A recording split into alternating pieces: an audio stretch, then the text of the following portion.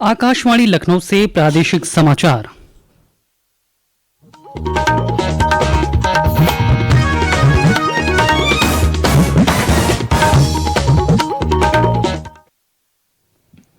मुख्य समाचार।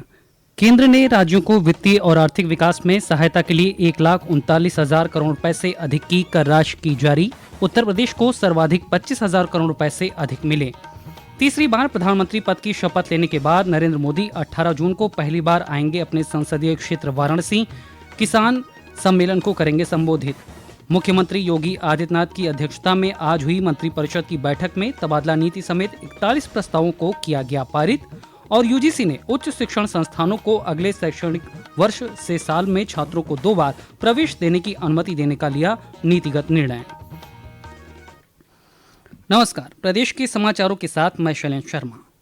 केंद्र सरकार ने राज्यों को जून महीने के लिए 1,39,000 करोड़ रुपए से अधिक की कर धनराशि जारी कर दी है। वित्त मंत्रालय ने कहा है कि ये राशि राज्य सरकारों को विकास और पूंजी संबंधी व्यय में तेजी लाने में सहायता करेगी। एक रिपोर्ट। उत्तर प्रदेश को सर्वाधिक 25,000 करोड़ रुपए से अधिक, बिहार को 14,000 करोड़ रुपए से अधिक, मध्य प्रदेश को लगभग 11,000 करोड़ और पश्चिम बंगाल को 10,500 करोड़ रुपए से अधिक की राशि मिली है। इस किस्त के साथ ही केंद्र ने 10 जून 2024 तक राज्यों को 2,79,000 करोड़ रुपए से अधिक की धनराशि दे दी है। वर्ष 2024-25 के अंतरिम बजट में राज्यों को करों के हस्तांतरण के लिए लगभग 12,20,000 करोड़ रुपए का प्रावधान किया गया था। वित्त मंत्रालय ने यह भी कहा है कि इसके अतिरिक्त जून 2024 में धनराशि की एक अतिरिक्त किस्त भी जारी की जाएगी। समाचार कक्ष से विजय लक्ष्मी कासूटिया। केंद्र सरकार के ज्यादातर मंत्रियों ने विभाग आवंटन के बाद आज कार्यभार ग्रहण कर लिया। विभाग आवंटन में राजनाथ सिंह को रक्षा मंत्रालय, अमित शाह को गृह और सहकारिता मंत्रालय, नितिन गडकरी को सड़क परिवहन और राजमार्ग मंत्रालय, निर्मला सीतारमण को वित्त और कॉरपोरेट कार्य मंत्रालय तथा डॉक्टर सुब्रमण्यम जयशंकर को विदेश मंत्री के पद पर बरकरार रखा गया है। पेश है एक रिपोर्ट। जगत प्रकाश नड्डा नए स्वास्थ्य और परिवार कल्याण तथा रसायन और उर्वरक मंत्री बनाए गए हैं। शिवराज सिंह चौहान को कृषि किसान कल्याण तथा ग्रामीण विकास मंत्रालय का प्रभार सौंपा गया है। अश्विनी वैष्णव को रेल मंत्रालय और सूचना तथा प्रसारण मंत्रालय आवंटित किया गया है। राव इंद्रजीत सिंह को सांख्यिकी और कार्यक्रम कार्यान्वयन मंत्रालय तथा योजना मंत्रालय का स्वतंत्र प्रभार दिया गया है। डॉक्टर जितेंद्र सिंह को विज्ञान और प्रौद्योगिकी तथा पृथ्वी विज्ञान मंत्रालय तथा जाधव प्रताप राव गणपत राव को आयुष मंत्रालय का स्वतंत्र प्रभार सौंपा गया है। राष्ट्रीय लोकदल के जयंत चौधरी को कौशल विकास मंत्रालय का स्वतंत्र प्रभार दिया गया है। उन्हें शिक्षा राज्य मंत्री भी बनाया गया है। सुपर्णा की रिपोर्ट के साथ समाचार कक्ष से मुकेश कुमार बल। प्रधानमंत्री पद की तीसरी बार शपथ लेने के बाद श्री नरेंद्र मोदी 18 जून को पहली बार अपने संसदीय क्षेत्र वाराणसी जा रहे हैं। अपने एक दिवसीय कार्यक्रम के दौरान वो वाराणसी में किसान सम्मेलन को संबोधित करेंगे। प्रधानमंत्री के आगमन को लेकर कल भाजपा पदाधिकारियों ने पार्टी कार्यालय पर एक बैठक की, जिसमें काशी क्षेत्र के क्षेत्रीय अध्यक्ष ने प्रधानमंत्री के कार्यक्रम की जानकारी दी। क्षेत्रीय अध्यक्ष ने बताया कि किसान सम्मेलन को संबोधित करने के बाद प्रधानमंत्री श्री काशी विश्वनाथ का दर्शन पूजन करेंगे और दशाश्वमेध घाट पर गंगा आरती में हिस्सा लेंगे। मुख्यमंत्री योगी आदित्यनाथ की अध्यक्षता में आज हुई मंत्रिपरिषद की बैठक में तबादला नीति समेत 41 प्रस्तावों को पारित किया गया। लोकसभा चुनाव परिणाम के बाद हुई पहली कैबिनेट बैठक में सभी मंत्री टैबलेट लेकर पहुंचे थे। मंत्रिपरिषद की बैठक में पारित प्रस्तावों के विषय में जानकारी देते हुए वित्त एवं संसदीय कार्य मंत्री सुरेश खन्ना ने बताया कि स्थानांतरण नीति 2024-25 के तहत समूह का और खा के उन अधिकारियों का स्थानांतरण किया जा सकेगा जिन्होंने जनपद में 3 वर्ष और मंडल में 7 वर्ष पूर्ण कर लिए हों।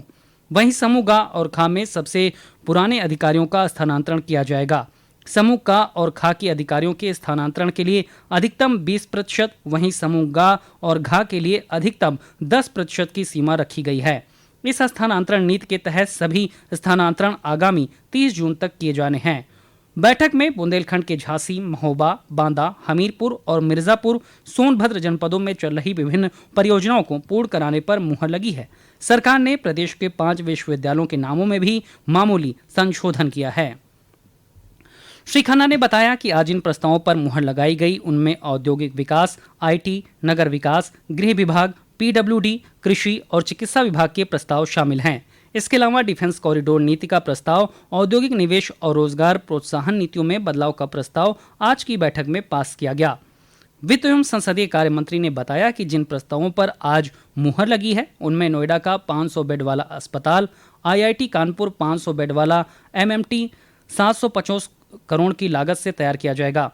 इसमें केंद्रीय बजट से स्कूल ऑफ रिसर्च एवं टेक्नोलॉजी के रूप में तैयार किया जाएगा। इसमें राज्य सरकार कानपुर आईआईटी में मेडिकल रिसर्च इंस्टीट्यूट की स्थापना में 50 करोड़ के अंशदान देगी। वहीं लखीमपुर हवाई अड्डे के विस्तार को स्वीकृति दी गई है। इसमें 3 गांव की जमीन को किसानों से लिया जाएगा।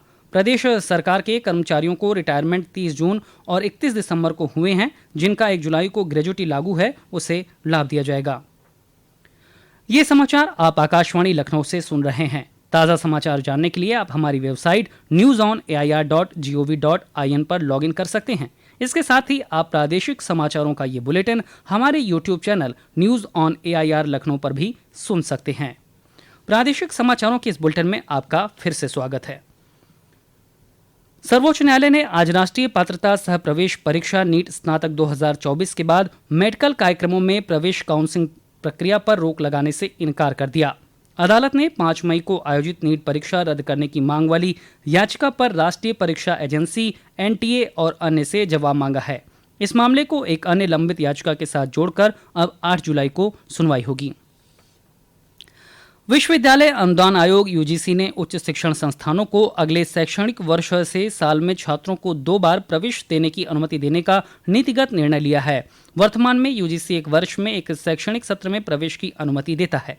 UGC के अध्यक्ष प्रोफेसर M जगदीश कुमार ने कहा कि इससे उन छात्रों को अधिक फायदा मिलेगा जिनके बोर्ड परिणामों की घोषणा में देरी हो जाती है या जो स्वास्थ्य समस्याओं या व्यक्तिगत कारणों से प्रवेश लेने से चूक जाते हैं।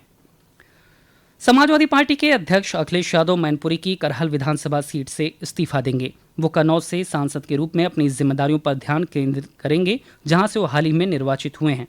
वो 2022 के विधानसभा चुनाव में मैनपुरी की करहल सीट से राज्य विधानसभा के लिए चुने गए थे। इटावा जिले में एक प्रेस कॉन्फ्रेंस में अखिलेश यादव ने कहा कि बहुत जल्द वो उत्तर प्रदेश विधानसभा के अध्यक्ष को अपने फैसले से अवगत कराएंगे। इस बीच प्रदेश के लोक निर्माण मंत्री जितिन प्रसाद ने आज यूपी विधानसभा की सदस्यता से इस्तीफा दे दिया।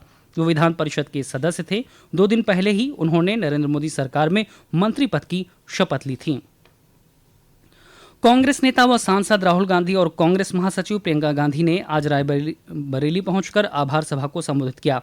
अमेठी और रायबरेली सीट पर जीत के लिए जनता का आभार जताते हुए राहुल गांधी ने कहा कि 2024 के चुनाव में जनता ने हिंसा, झूठ और अहंकार के खिलाफ वोट किया। भाजपा के लोग संविधान को बदलने की बात कर रहे थे, पर जनता ने उन्हें संविधान को माथे से लगाने के लिए मजबूर कर दिया। कांग्रेस महासचिव प्रियंका गांधी ने कहा कि रायबरेली और अमेठी लोकसभा सीट पर जीत कार्यकर्ताओं की कड़ी मेहनत का परिणाम है। इस जीत से साबित हो गया है कि प्रदेश व देश के लोग साफ सुथरी राजनीति चाहते हैं। उन्होंने सपा कार्यकर्ताओं का भी आभार जताया। इस मौके पर अमेठी से सांसद किशोरी लाल शर्मा भी मौजूद रहे। देश में नए आपराधिक कानून 1 जुलाई से लागू हो जाएंगे। इसके तहत भारतीय न्याय संहिता 2023 ने गैर इरादतन हत्या की एक नई श्रेणी पेश की है, जो न्याय निवारण और पीड़ितों की सुरक्षा पर जोर देने के साथ मॉब लिंचिंग के मुद्दे को लक्षित करती है। नए आपराधिक कानूनों में धारा 103(2) में प्रस्तुत विशेष प्रावधान में मॉब लिंचिंग से संबंधित अपराधों को संबोधित किया गया है। इसमें कहा गया है कि जब 5 या अधिक व्यक्तियों का एक समूह मिलकर नस्ल, जाति या समुदाय, लिंग, स्थान, जन्म, भाषा, व्यक्तिगत विश्वास या किसी अन्य समान आधार पर हत्याएं करता है, ऐसे समूह के प्रत्येक सदस्य को हत्या के लिए सजा के तहत निर्धारित मृत्युदंड या आजीवन कारावास की सजा दी जाएगी। साथ ही उचित जुर्माना भी लगाया जा सकता है। राज्य सरकार ने पिछड़ा वर्ग कल्याण विभाग की शादी अनुदान योजना के तहत शहरी और ग्रामीण क्षेत्रों में आवेदकों की वार्षिक आय सीमा 1 लाख रुपए तक बढ़ा दी है। पिछड़ा वर्ग कल्याण एवं दिव्यांगजन सशक्तिकरण राज्य मंत्री नरेंद्र कश्यप ने आज बताया कि इस बदलाव से पिछड़े वर्ग के परिवारों को अपनी पुत्रियों की शादी के लिए अधिक सरकारी सहायता प्राप्त करने में मदद मिलेगी। पहले शहरी क्षेत्रों में आवेदकों की आय सीमा ₹56,460 और ग्रामीण क्षेत्रों में ₹46,080 थी। श्री कश्यप ने आज समीक्षा बैठक में निर्देश दिए कि विभागों के रिक्त पदों को भरे जाने की आवश्यक कार्रवाई तत्काल की जाए। और अंत में मुख्य समाचार एक बार फिर। केंद्र ने राज्यों को वित्तीय और आर्थिक विकास में सहायता के लिए 1,39,000 करोड़ रुपए से अधिक की कर राशि की जारी। उत्तर प्रदेश को सर्वाधिक 25,000 करोड़ रुपए से अधिक मिले। तीसरी बार प्रधानमंत्री पद की शपथ लेने के बाद नरेंद्र मोदी 18 जून को पहली बार आएंगे अपने संसदीय क्षेत्र वाराणसी। किसान सम्मेलन को करेंगे संबोधित।